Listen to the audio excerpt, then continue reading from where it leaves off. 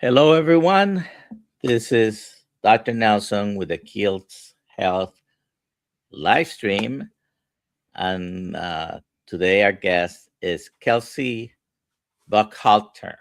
That was not exactly what I was thinking, but Buchalter, can you pronounce that? You're doing good. You're doing good. It's Okay, okay. Buchalter. All righty. So before I start, a couple of things. Thank you for being here. Number one, oh, I'm having power problems. I don't know if you see it. Is it flashing light like a party? Yeah, hold on a second.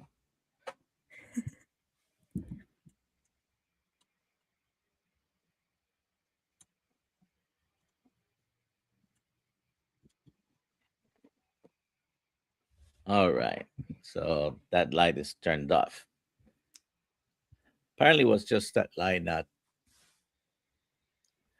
Anyways, thank you for being here. Put in the chat where you're watching from. I'm in Central Florida. Kelsey, where are you? I'm in Cape Town, South Africa, so it's way past my bedtime, which is why I'm Uh, wearing my blue blockers. what time is it over there right now? It's just after 10 o'clock at night. Okay. Well, thank you for being with us. It's an honor. Certainly. And we'll have a little conversation here, and hopefully you can then go to sleep. And that period between 10 and 2 a.m. it's very important, right? We can talk about that a little bit. Yeah.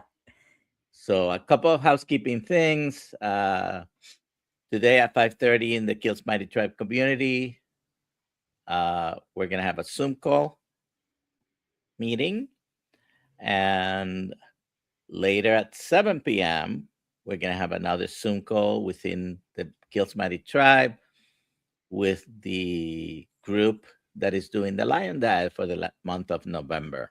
Okay.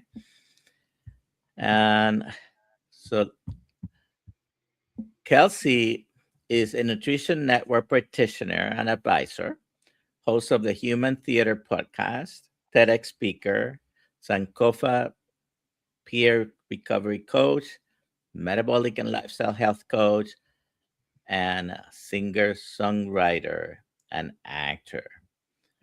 Um, that's quite a lot of things, right? Uh, so we're gonna be talking about your carnivore journey and the things that you do throughout the hour. If you have any questions, please put them in the chat. And if you put QQQ, it's easier for me to pick them up. Um, let's see. All right. So I had the fortune of meeting you at Hack Your Health in Tampa. So how did you like Florida? By the way, I live in Florida. Yeah, it was amazing. It was amazing. I cannot wait to be back. Hopefully, I'll be back very, very soon. I was just blown away that it was so hot. And it was meant to be a quote unquote winter. Like I thought, an African girl, like I'll be fine. I was humbled a little bit by the heat there. It's each hot region is a little bit of a different kind of heat, I guess. Yeah.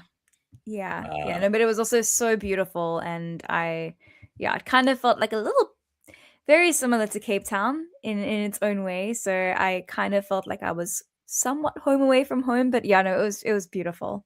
I loved it.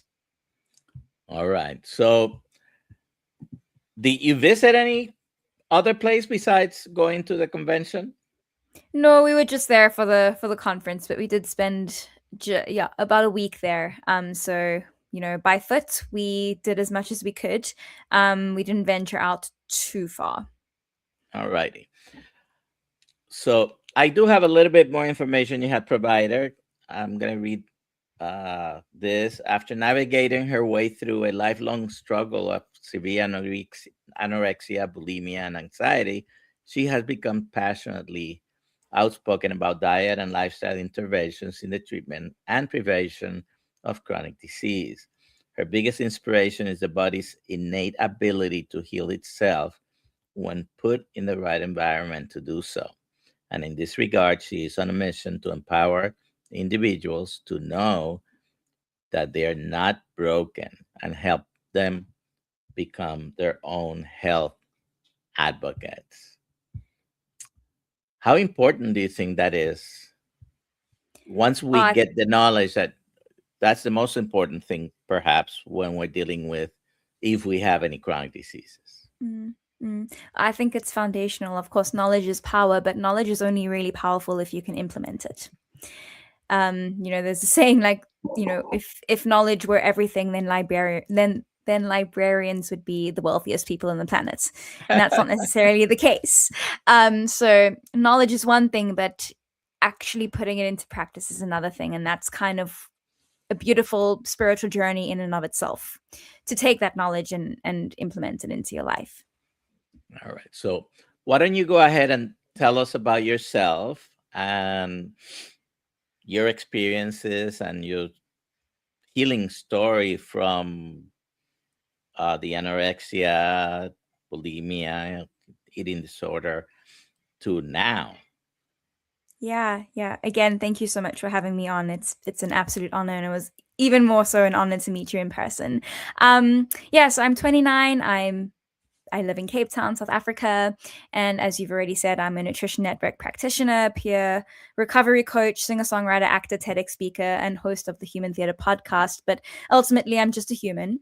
And I kind of have to pinch myself, because a few years ago, and when I look back at, when I was a child, there is no ways on earth that I could ever imagine myself, speaking to someone on the opposite side of the world and being somewhat grounded in my own feet, essentially, and having the confidence enough to even speak what I'm thinking. So backtrack to when I was a young girl, I just only ever knew myself as being a really, really anxious kid, to the point where my parents were advised to delay my start of nursery school by 6 months, because I just had so much anxiety. I was the shyest little girl. So shy that I would be sitting in class and I would need to go use the bathroom, but I would be too scared to ask the teacher if I could go, and too scared to ask the teacher to open the window if it was too hot. I would have to ask a friend to ask the teacher to either open the window or put the aircon on or whatever it was. I was a very, very shy and insecure kid. And I started ballet when I was 3. And being given that I was such an anxious and insecure girl, I was very sensitive and probably hypersensitive and hyper attuned to how others were perceiving me and how other people, just very sensitive to what they were reacting to, I suppose, me in the world, how they were reacting to me. So I kind of, starting ballet at 3, I was also very body aware. Comparing yourself as a girl is quite common, but even more so when you've got anxiety and you're already insecure in your body, and perfect breeding grounds for an eating disorder to slowly make its way quite deeply in my neurology. But yeah, as a kid, as I've already mentioned, I was just a highly anxious person. I also, primary school was quite hard for me. I went to a very, very small primary school, and there were 9 girls, including myself, and girls can be mean. And I was bullied in school, and it was really hard in primary school. And I have 2 brothers, so I was always naturally kind of like a sporty kid as well, up and above. Everyone knew me for my music, so up and above the music, I also had an amazing outlet with sports, and I just naturally got on a lot better with the guys. So I'm grateful for that, to kind of have gotten me through primary school, specifically music. It was very much my emotional outlet. But anyway, what I'm trying to paint the picture here is that I had a really, it was very difficult, not only in my head with the anxiety and my body insecurities, but also externally as well, especially through primary school. Things definitely changed for the better when I went into middle school and high school, because there were a lot more kids around me and I made new friends, and it was just really, really awesome.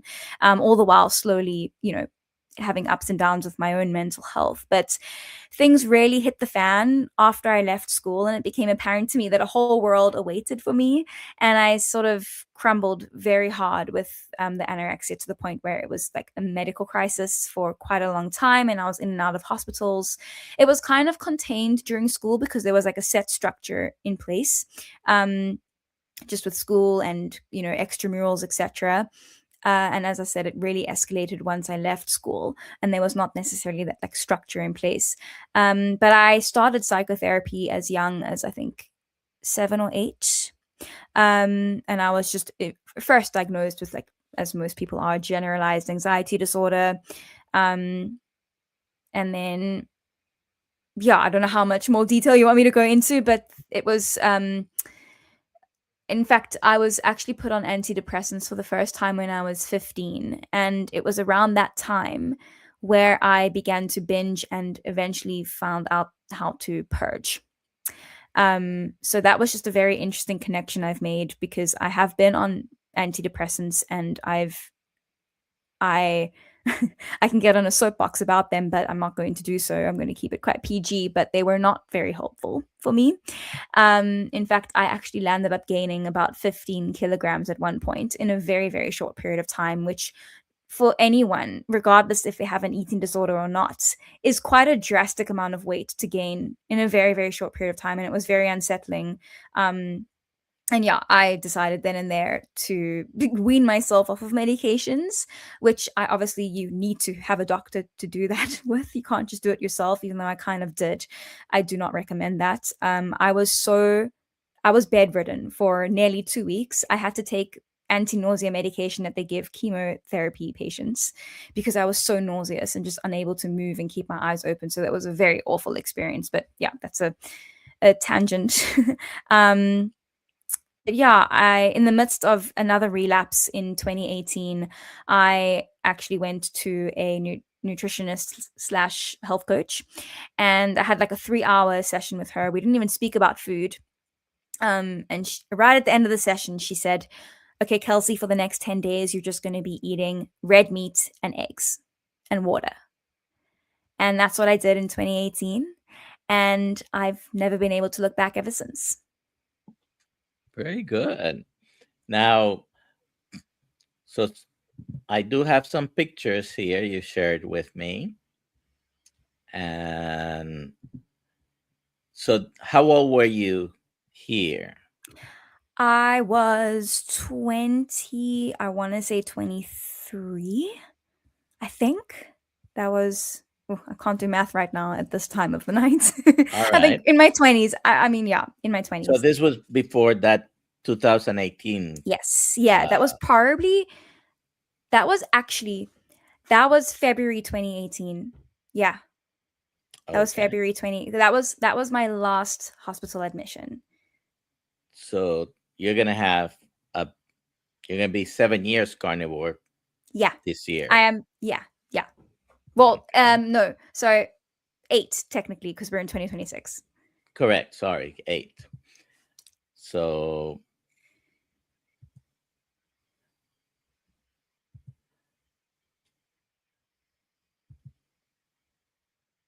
Yeah, this was and these are 2018. some more recent after Yes, pictures. that's 2022 when I graduated. I studied musical theater. That's just me in one of my character outfits, which is a pretty outfit. All right. So sometimes in our mind we create a story from what we think other people are thinking about you. And you mentioned that you were very concerned about what others thought about you.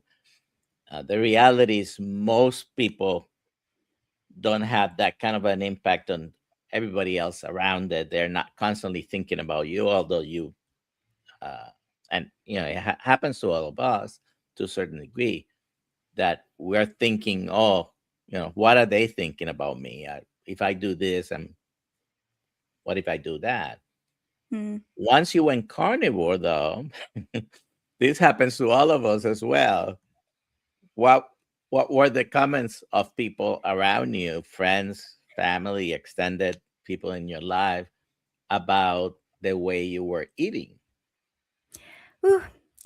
This is a rough word. This is a rough. It's a really good question though, because it's very. I think it's golden things for people who are on this journey to be hearing the real life experience of it all. Because I was met with a lot of this is they were. I mean, my parents, everyone near to me was like, "This is just another eating disorder."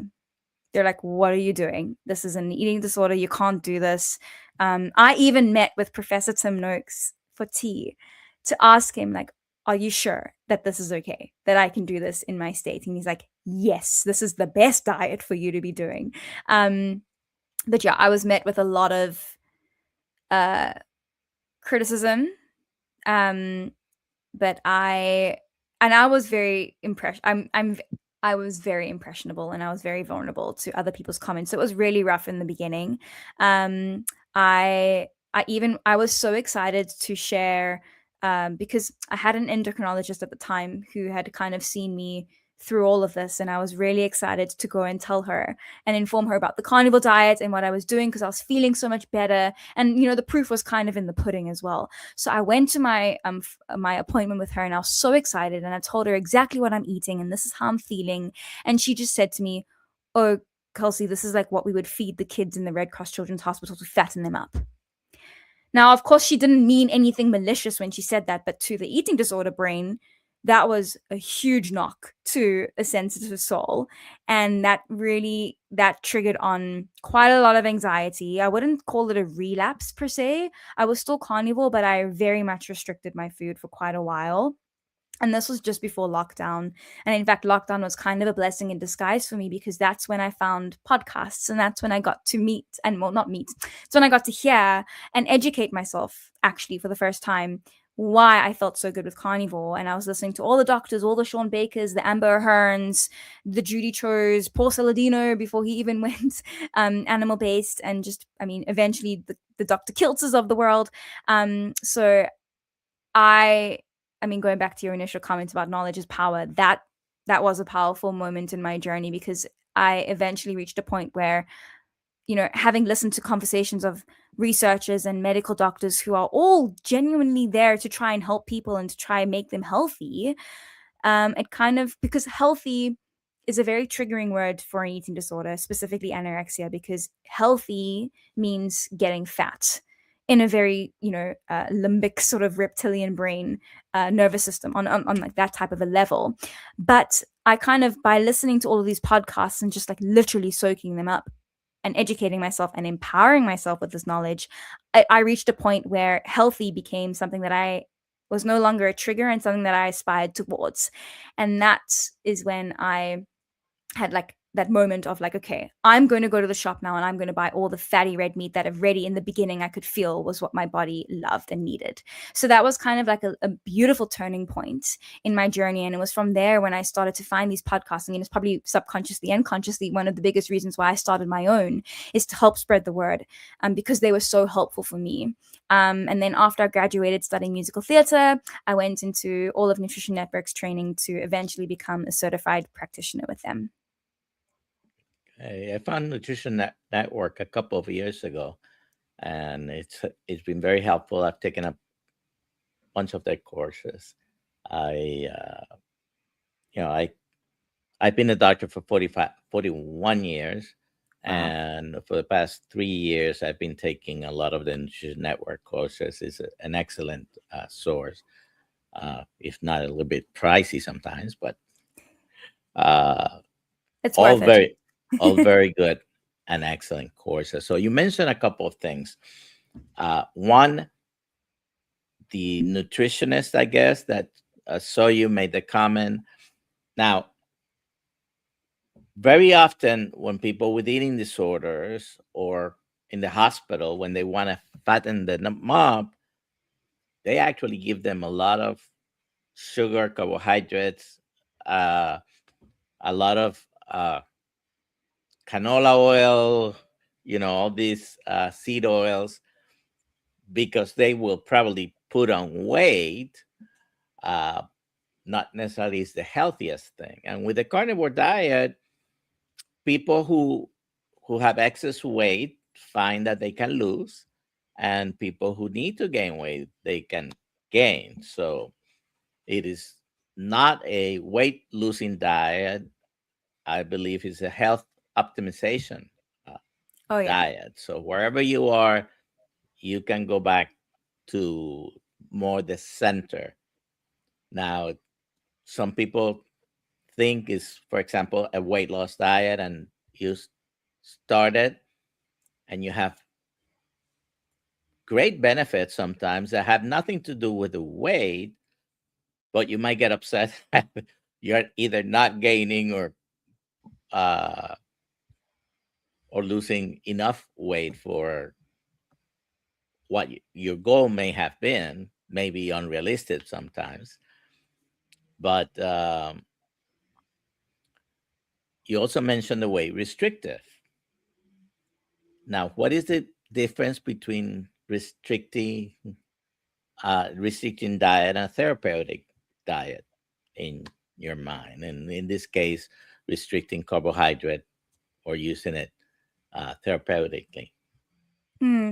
It's such a great question. And I will just share first from an anecdotal experience that the minute, because I was kind of keto before I was carnivore, but I was fearing fat and I was just very, very lean protein and just like some of the green starch veg.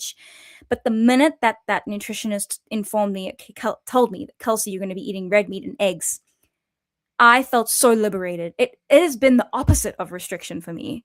I can't, fully explain it, but just psychologically, even, it has been the most liberating thing that I've ever experienced regarding food. I mean, that's why I say it literally saved my life because it was the first intervention that got me to want to eat food again, like from the get go, before I even had my first meal. My first meal was boiled eggs, and it like my brain just switched on. But yeah, I don't find it restrictive at all. That's just my N of one. I know other people can think that it's restrictive, but I actually think that, I mean, there was a time when I would just be awake during the day, crying hysterically, hair falling out, but no tears were coming out of my eyes because I just didn't have the fluids in my body to be able to do that. I would go to bed every night praying that I wouldn't wake up because of how like tormenting it was inside of my head when I was awake during the day. And I wasn't able to string sentences together. I wasn't able to concentrate. I wasn't able to speak. I was literally just, as I said, like crying in hysteria every day in a point in my life when I was really, really bad. And I found that life to be restrictive as opposed to now where I often just go on tangents like all the time. Like my head is so full of things that I want to say. I have to reel myself in. Like I do not find this restrictive. But yeah, I think once someone once you understand the science of therapeutic carbohydrate restriction, and really as it is as simple as, you know, a species appropriate diet, that's all I'm gonna like, that's how I word it. Because as you said, like it's a health optimization diet. I mean, if you take your pet to a vet, one of the first questions the vet asks you is, what has your pet been eating? You know, like a food is like one of the lowest hanging fruit that you can, a lever to pull for health optimization. So, um, going back to your question, I don't find it restrictive because, I mean, the majority of the processed foods out there are not actually, I don't actually view them as food because they're so processed. I view real whole foods as food. And when you zoom out and look at it through an ancestral lens, you know, depending on where your location is and where your, what season it is, like, you know, eating the foods that would naturally be there in that season and in that location is kind of like just a simple rule of like what we should be eating. And most of the time, there is always going to be animal food.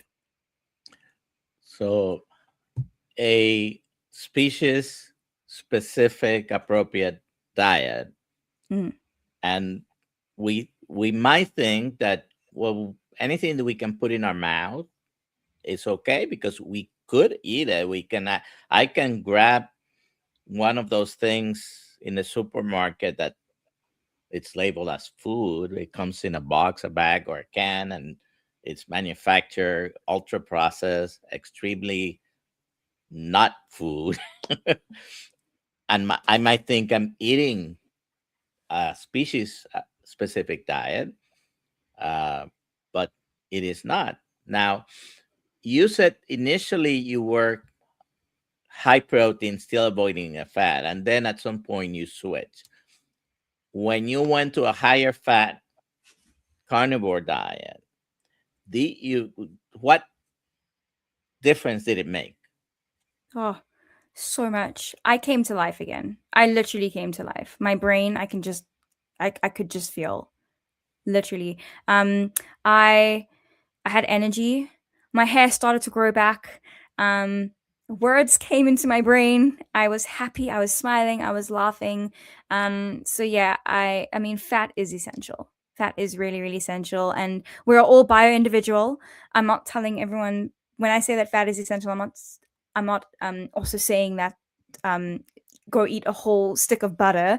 Although for some people that works, and sometimes I also do that. So it's so bio individual, and this is something that I've been watching this space grow and bloom for, I mean, since 2018 essentially, and it has been such a beautiful thing to watch. But I fear that, you know, and it's not only just the nutrition space, although I'm going to stick with the nutrition space. There's just so much information out there, and there's so much misinformation out there, and it's overwhelming and overstimulating. And, you know, it's so easy to get stuck in the weeds. And it's, there's so many influencers and gurus out there, but the most important guru is yourself, because no doctor, no matter how educated you are, could ever know you and your body and what your body's actually saying. And I'm going to draw this. I know I've gone off on a tangent, but It's you your know, time. what I've come to learn about specifically eating disorder recovery, specifically anorexia, which has the highest mortality rate of any psychiatric disorder, is that the body is so smart. It knows what it wants and what it needs. And true recovery is when we're actually able to honor and listen to that. So, true recovery is when we stop listening to the head and we listen to the heart. And that, for a lot of people, is actually the longest journey from your head to your heart. Because where I'm going with this is that, Guru X will say, eat more fat. Guru Y will say, don't eat fat. Like, both of them have truths in specific contexts, but none of them are you. And no one knows, the only person that will know exactly what you need is your body. And all we have to do is just listen to that. Now, it's often hard to do that, but it is a journey. And I will give it a succinct example here is that for a long time, I was just lean protein, and I knew that my body was craving fat. Like, that was all I was craving all day long was fatty meat. I still crave it. I mean, I'm clearly someone who my body just needs a lot of fat, because if I go for too long with just too lean protein, I'm a mental health disaster. Like, I'm just, so much anxiety comes back, and that's just a end of one, anecdote right now for where I'm at in my life and my age, etc. I just need a lot of fat, and yeah. So that being said, in the beginning, when I was first listening to podcasts, as I've already mentioned, I'm quite an impressionable person. I was more so then, but not necessarily now, because I've also worked with so many people as well in practice, which has also really gotten me a lot more confident in what I'm trying to say. But in the beginning, I was listening to people saying, you need to do OMAD and, like, cut this and do that. And I was doing everything that I was listening on these podcasts, but none of the things, I mean, they were mostly speaking about the Gen Pop and a population that did not even apply to me. Most of the time, especially in that time, a lot of people were mainly speaking about insulin resistant type 2 diabetics. That is not me as a severely underweight anorexic person. So I was, like, in the beginning, finding myself trying to just scrummage and do whatever the guru is telling me to do, not necessarily internalizing the fact that we are all bio-individual and context matters. So all of this to say, I can't remember my through line, but watching the space grow, I've just become, and also working with so many more people in clinical practice, I am so outspoken about listening to your body, because it knows, it is so smart. And in the context of a real whole food diet, you can't really go wrong. If your body has not been exposed to, and if your sensory palates and, satiety signals have not been completely skewed by so much junk food and processed food and vegetable and seed oils, in the context of eating a real whole food diet, and in specifically this case a carnivore diet, if your body is telling you need fat, that is not something to ignore. Your body's, I think a lot of people still, I genuinely think that females, especially younger females, are actually grossly under eating, even on a carnivore diet. I see it a lot. And I see it, and I also have experienced it myself, because I know how different I feel when I've actually eaten to my true hunger, which is really, really high. But it's similar to the whole mindset shift that you have to make from, realizing that cholesterol is not bad for you. Dietary cholesterol is not bad for you, butter is not bad for you in the context of a whole food diet. It's the same thing with portion sizes and even just adding fat. So yeah, I can't even remember your initial question, but hopefully I answered it somewhere. Yes. So food noise. Mm, Some people have stronger food noise when they're trying to change their diet, and they keep yes. sliding back to what they ate before. Was that a problem for you at any point? Not necessarily in the first few years. I think I was so malnourished. And I mean, even to this day, I only crave like fatty meat. Like if I'm really hungry, I can't think of eating anything else than actually something satiating, which for me is just protein and fat. But that being said, I often would walk around for the first few years, like almost yearning to be able to like eat the foods that I'm walking past in the grocery store, or the the baked goods or whatever everyone else is eating around me. But after genuinely feeling what it feels like to be on a carnivore diet, and that is my my personal bias, it's where I feel best. I over time, and what I want to say to everyone who may be struggling with this is that, firstly, I want to validate it. Secondly, I want to remind everyone that it's most of the cravings that we have, especially for sugar, is actually the reframe here. When you're cutting down basically all carbohydrates, your gut microbes are starving, they're dying off, and they're going to try to do whatever they can to stay alive. They're very opportunistic. So the cravings are not necessarily you as a human. It's not a character flaw. It's literally your gut microbes dying and trying to stay alive. That was a huge game changer when I learned this. I mean, essentially, we're more microbe cells back than human cells, actually. So yeah, food noise is, I get it when I'm hungry and very tired. And specifically hungry. If I haven't nourished myself properly, my mind is ruminating on food. And that's actually, aside from carnivore, that's actually a very common thing with eating disorder recovery, especially when you've restricted food for so long. Your body's still trying to relearn its hunger and satiety signals. And oftentimes, hunger doesn't necessarily show up in the traditional sense, i.e., like a grumbling stomach. For a lot of people, it's actually food noise and ruminatory thoughts, specifically about food. And I'm not saying that carnivore is a cure-all, because I've been carnivore for nearly 8 years, and I still sometimes have that, and I'm still, trying to get on top of all of these things. But I can tell you that I actually learned this from David Cho. He's a really cool human. He's not necessarily carnivore, but very outspoken about like addiction and creativity and all the things. But he has I learned it from him. I don't know if he originated it, if he started it, but HALT, HALT. If you're hungry, angry, lonely, or tired, those are like 4 of like the root triggers for addiction and potential relapses. So all of that to say, like, I have found that if I am listening to my body and nourishing it adequately, then the ruminatory thoughts, the food noise kind of is not really present. But yeah, you kind of have to push through the first little bit. You have to be patient, because it takes a while for those gut microbes to fully die off, and your palate will completely change. So, how many times a day do you eat? I used to do OMAD for so long. I Okay. gained weight. I gained all of my weight OMAD. So just for those who think that, because I say this because there was a very long time, and that's why I stuck with OMAD, where I was fearful of eating more. I kind of got stuck in that OMAD cycle and it didn't serve me any longer. So now I eat 3 times a day and I listen to my body.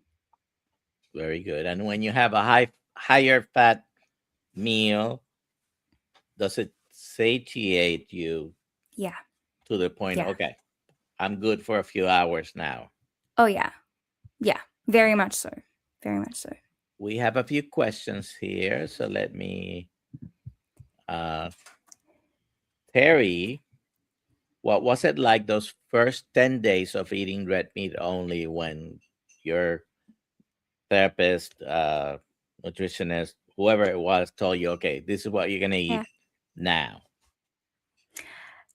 I mean, very much like today. It's like exciting. I loved it so much. It was really amazing. Yeah. And I didn't have crazy gut symptoms. I think also I may be an anomaly to a lot of people listening here in that I kind of started at the opposite end of the spectrum. I was so malnourished that any food was, I had energy again. So gut issues kind of came on a little bit afterwards. But yeah, I literally from the get-go, like I had energy, I was excited, I was just happy to be able to, like, just to be wanting and being able to eat, because that was oh, very, very hard for me. Yeah. all right, faith focused food freedom. Uh, what was it like for you to start being vulnerable with sharing your previous eating disorder to others? That's a really good question. I so I know I was always a shy kid, but when it came to therapy, I I mean, I'm a very honest person, and I always wear my heart on my sleeve. So especially when it came to doctors, I don't know, just intuitively, I always knew, and psychologists, that I need to be open and honest. So being vulnerable has never been a difficult thing for me. I sometimes feel like I may need to reel myself back in and not be so open. But I don't know, it's who I am. Interestingly though, when I was really, really sick, because whenever I was in a hospital or an eating disorder clinic, they were very, very traumatic experiences for me. And when I was there, I actually became mute. And that was kind of like a big red flag. Not only did I become mute, as I mentioned earlier, like everyone knew me in school for being like the music person. And I stopped listening. I couldn't play, I couldn't sing, nothing to do with music for many years. And that was, again, like quite a red flag for me that something wasn't really right. But yeah, I've never really struggled with being vulnerable. I'm very, very vulnerable. And I just kind of, I'm not doing it intentionally. I just know how I would feel um, if I heard someone speak like this. So I kind of am speaking to myself in a way too. All right.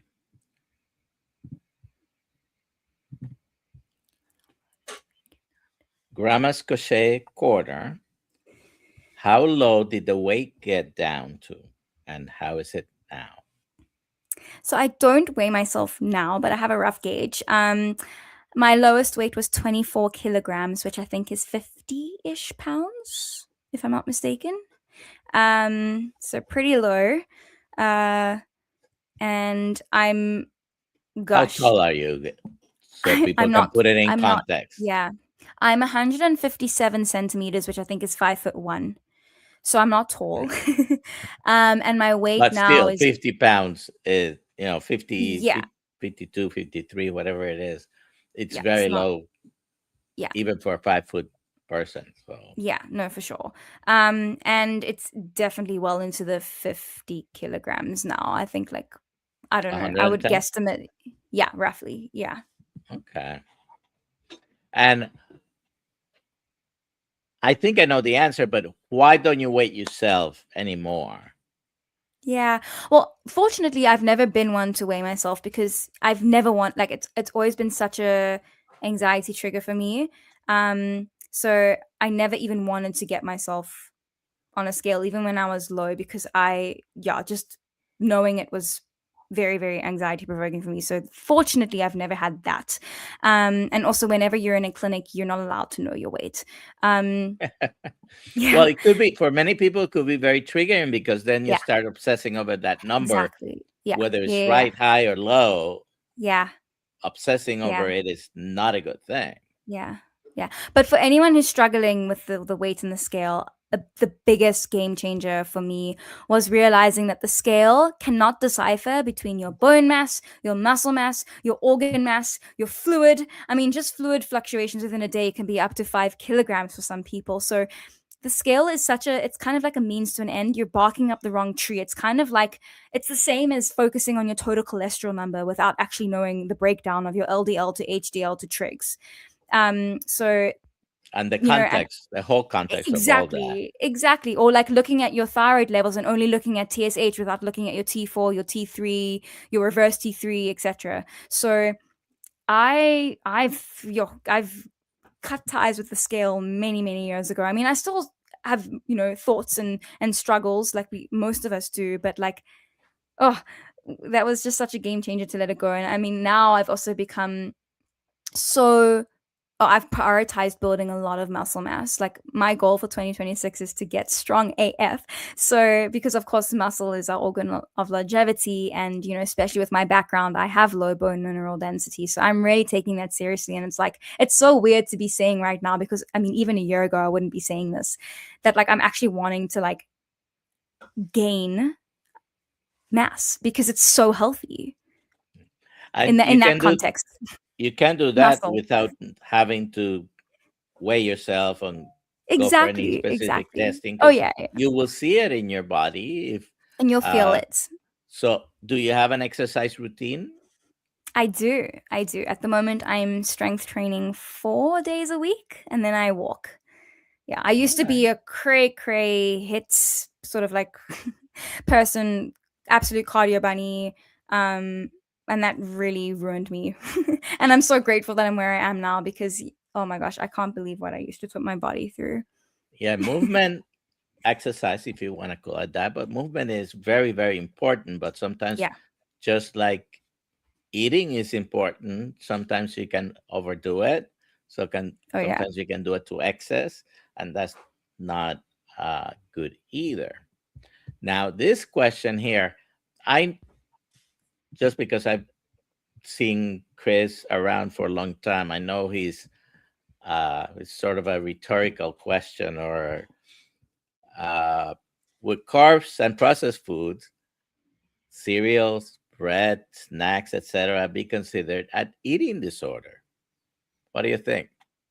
It's a good question. I do just want to say that it is not yet defined what actually like healthy eating is. Because every country, every culture, everyone has a different definition of what healthy eating is. Uh, would those be considered an eating disorder? Well, if someone, in my opinion, I think the intention is where it's at, because it really, yeah, it falls back on what your intention is. Are you eating or not eating these things out of fear? If so, I would consider that, disordered eating at least. But if you're just eating them without any fear, then I wouldn't say that that's technically an eating disorder. However, if I'm reading a little bit another way of your question, reading it differently, Is it a I, proper diet? yeah, well, technically it's not really, well, I suppose one could argue if it's like traditionally ancestrally made like sourdough. I don't know. Uh, and I suppose snacks could be. I'm be getting very very technical here, but like snacks. I mean, you could get a snack which is just some meat, like. But I think I know what you mean. It's I think the key is the processed foods. yeah, yeah. No, I In his understand. I question, understand. Yeah.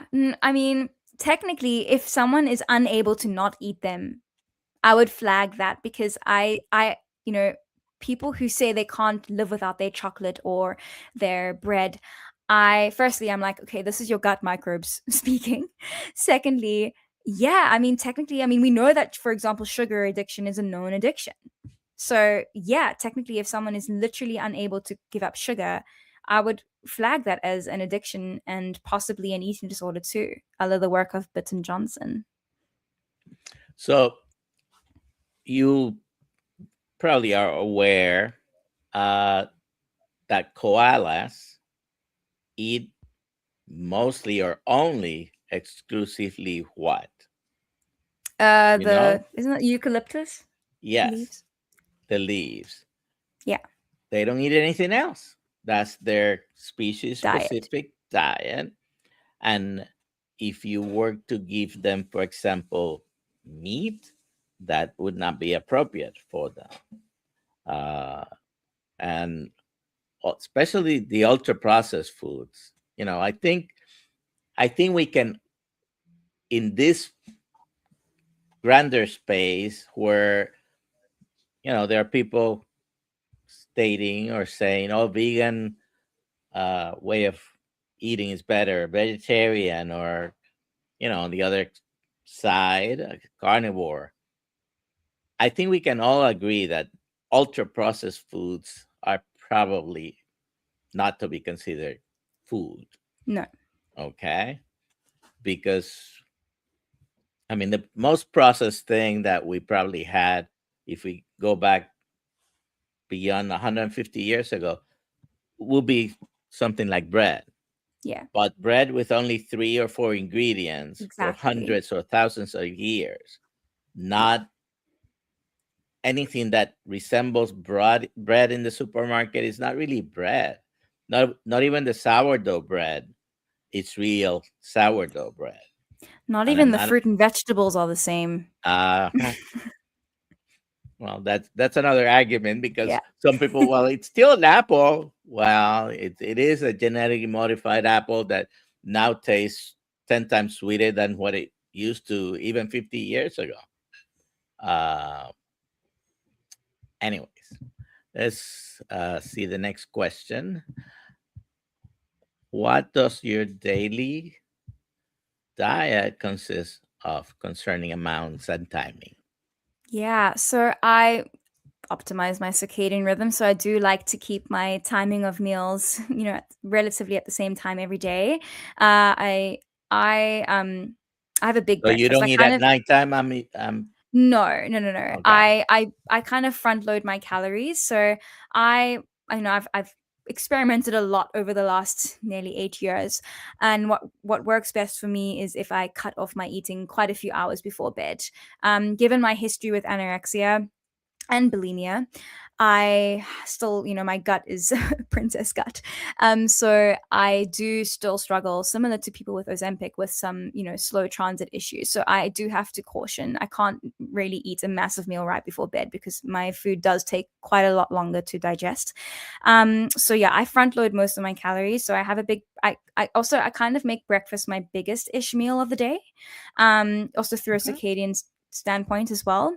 Also, I'm really hungry in the morning. So I used to have my OMAD right at the end of the day, and that was just a cortisol disaster. So yeah, I eat breakfast, I have a lunch, and then I have a dinner. Sometimes, although most of the time now, it's 3 meals a day, especially because I've been doing a lot of weight training. So I'm also a lot more hungry and I want to build my muscle. So yeah, in terms of amounts, it does vary, but I will tell you that I eat a minimum of a kilogram of meat a day and fatty meat. I love fat. So that's So that's a 2.2 minimum. pounds. Yeah, minimum. And I often go over that. So, yeah, I have a big appetite. Like anyone who knows me knows that I eat a lot. And that's a So, lot. yeah. I just ate about a pound of meat. Had some tenderloin, a little bit of flat iron steak before I sat down on the computer here. And usually that does it for me. About a pound, could be Mm, pound and a half. And I only eat once a day most of the time. Sometimes if I eat very early in the morning, then I can have because I have a little bit of gastroparesis. Uh, so I can't have a big lunch at 12 mm, mm, mm. and anything before 6 p.m. I'm still full. And Yeah. probably if I eat at 12, I just can't eat again before going to bed. Yeah. Um, so, what is the biggest misconception about using carnivore for eating disorders? Whew. Misconception is that, oh my gosh, there's so many. Well, firstly, that it is an eating disorder. That is definitely a misconception because, I mean, you could be eating any diets, and it really depends on your intention of eating that diet that will make the difference whether it's an eating disorder or not. So, I, yeah, that's the first thing. The second misconception, similar, I mean, not only to eating disorders, that like in conventional eating disorder recovery, they say that there should be no fear food, which I totally understand because technically that is kind of the disorder. Like you shouldn't really have fear food. But that being said, they also think that well, not only the eating disorder space, but like in general, people think that you need carbohydrates, and we know that they're not essential. Even though they can be, depending on your metabolic health, they can totally be a tool used that can help you. But yeah, I would say the biggest misconception is that the carnivore diet is an eating disorder. I would argue that, I mean, if we could interview some of our hunter-gatherer ancestors, they would argue, going back to Chris's question, that yeah, technically our standard American diet of today is actually an eating disorder because there is no ways that we would have access to apples all year round. And even the vegetables that we have now, like you can't find broccoli or kale in the savannas in Africa. I don't know. So yeah, I don't know. I often play this idea in my head. Like I'm wondering if our hunter-gatherer ancestors are like rolling in their graves, laughing or crying, or I don't know what. But um, yeah, I would say the biggest misconception is that the carnivore diet alone is an eating disorder. And my argument against that is that, especially when it comes to anorexia, like that population is in even more need of a nutrient-dense diet. So, shifting gears just a little bit, tracking. Do you do any tracking of anything? We already know you are not tracking weight, Yeah. but do you track any other health marker, labs, or anything like that? Yeah, it's a good question. I do my hormones and my thyroid, and every year we do get like a medical checkup, so I know my cholesterol. Um yeah, that's pretty much it for now. Kind of the general things, the general metabolic health panel. But up and above, I don't, I have, gone the calorie tracking route back in the day, but right now I'm definitely tracking that I'm getting enough protein. That's a big one. Okay. And not being afraid of the fat. Oh yeah, yeah. All right. I let my So, body guide me. yeah. Uh, how about a carnivore curious person that's looking into starting the carnivore diet? What's your advice? What's the first tip? Do not go zero carb overnight. Really, like if you're eating a mixed diet right now, you start slow. Like my motto with all of my clients is slow and steady wins the race. Also, slow and steady wins the race because it's also a lot less jarring on your body and your limbic system entirely to like have these massive changes overnight. Because even just from changing your metabolism from burning glucose to burning fat, like that is a very metabolically expensive process.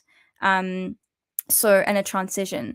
So I would say you literally start slow. Like maybe it's, if you're drinking soda, maybe it's just you start with not having soda and just having sparkling water with some lemon if you want, for example. And then maybe after that you slowly take one meal every day, and that's when you don't have any carbohydrates, and you like literally go that slow.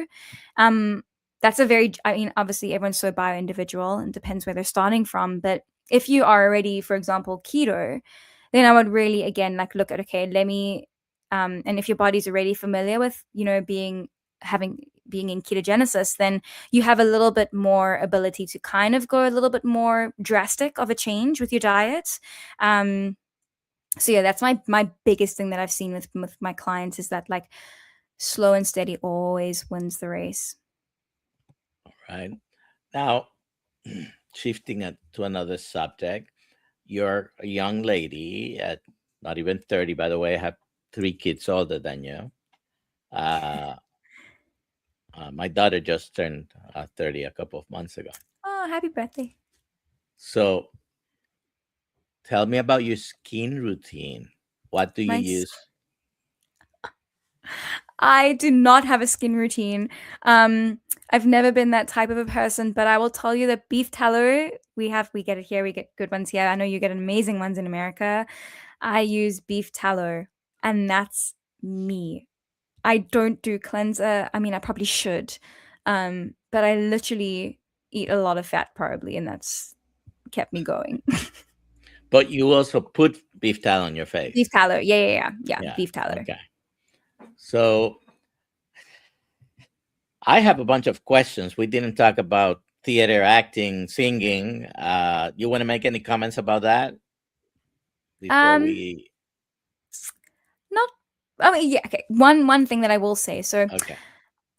I think it's quite important for eating disorder recovery in that, and also just in general in the carnivore space. The nutrition is one tenet of health. We have many tenets of health. We've got the sleep, we've got the movement, but we also have passion and purpose.